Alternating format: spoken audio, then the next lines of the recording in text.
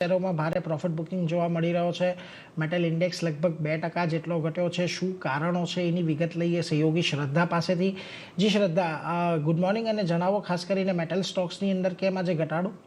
જી good morning. આજે metal Stokes ફોકસમાં છે। દબાણ જોવા મળી રહ્યું છે અહીંયા, કારણ કે અને ઇન્ટરનેશનલ માર્કેટમાં પણ ગઈકાલે ચાંદીમાં 4%નો ઘટાડો અને સોનામાં 1%નો ઘટાડો જોવા મળ્યો હતો। કોપરના ભાવમાં પણ 3.5%નો ઘટાડો જોવામાં આવ્યો છે। 2026માં જે ઇન્ડેક્સ રિબેલેન્સિંગ છે તેના લીધે આ ભાવમાં ઘટાડો જોવામાં આવ્યો છે। ગોલ્ડ ફ્યુચર્સ કોન્ટ્રાક્ટ્સમાં પણ $6.8 બિલિયન આઉટફ્લો સંભવ છે અને ટ્રેડર્સને વોશિંગ્ટન સેક્શન 232ની તપાસ તેઓ રાહ જોઈ રહ્યા છે। અને સાથે શુક્રવારે અમેરિકામાં નોન પરફોર્મ પેરોલનો પણ આંકડો આવશે અને મેટલ સ્ટોક્સ જેવા કે હિન્ઝિંગ છે, વેદાંતા છે, હિન્દાલ્કો અને નાલ્કો જેવા સ્ટોક્સ આજે મોટા દબાણ સાથે આપણને કારોબાર કરતા જોવા મળી રહ્યા છે।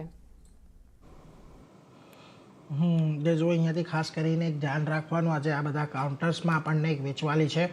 હિન્ઝિંગની અંદર ખાસ કરીને નેશનલ એલ્યુમિનિયમ, વેદાંતા, નાલ્કો, હિન્ડાલ્કો, આ બધામાં એક વેચવાલી આજે આપણને ખાસ કરીને જોવા મળી રહી છે। આભાર શ્રદ્ધા, અમારી સાથે એક જોડાઈને સમગ્ર વિગત આપવા માટે।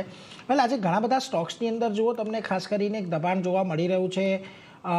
એમાં પણ હિન્ઝિંગમાં તો એક મોટો ઘટાડો ગઈકાલે પણ હતો, આજે પણ એક ઘટાડો જોવા મળી રહ્યો છે। વેદાંતા આજે તમને થોડોક દબાણ હેઠળ કામકાજ કરતો દેખાઈ રહ્યો છે। વેલ,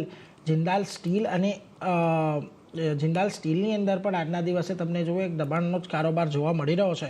અહીંયા કશે તમને આ ઘટાડે ઓપોર્ચ્યુનિટી મળી રહી છે। હિન્ઝિંગમાં તો ખાસા એવા ઉતાર ચઢાવ છે, એટલે એને તો થોડુંક બાજુએ મૂકીએ, પરંતુ જિંદાલ સ્ટીલ છે, વેદાંતા છે કે ઇન ધેટ કેસ NMDC જેવું કાઉન્ટર છે કે જ્યાં આગળ આજના દિવસે એક પ્રોફિટ બુકિંગ આવ્યું છે, અહીંયા તમને કશે ઓપોર્ચ્યુનિટી આ ઘટાડે દેખાઈ રહી છે ધ્રુમિલજી?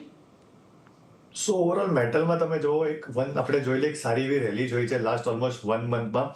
મને લાગે છે હજી તક મેટલ સાયકલ ઓવરનાઇટ આવી રીતે ટોપ આઉટ ન થાય। ઓવરઓલ સ્ટ્રક્ચર્સ હજી બી પોઝિટિવ છે, પ્રોફિટ બુકિંગ જોવા મળે છે। મારા 2026માં 3 પિક છે, હિન્દુસ્તાન કોપર, હિન્દુસ્તાન ઝિંક અને નેશનલ એલ્યુમિનિયમ। લોંગ ટર્મ જેના પાસે આવી હોય હોલ્ડ કરાય, નાના મોટા કરેક્શન્સમાં એક્ઝિટ ન કરાય। હિન્દુસ્તાન કોપર જો ઘટાડેમાં 500 અને 480 આ રેન્જમાં આવે, સો એગ્રેસિવલી બાઇંગ કરાય। મને લાગે છે ઓલમોસ્ટ 650 to 700 ના લેવલ્સ આપણને લોંગ ટર્મ એટલે ઇનફેક્ટ 6 to 8 મંથમાં જોવા મળી શકે છે।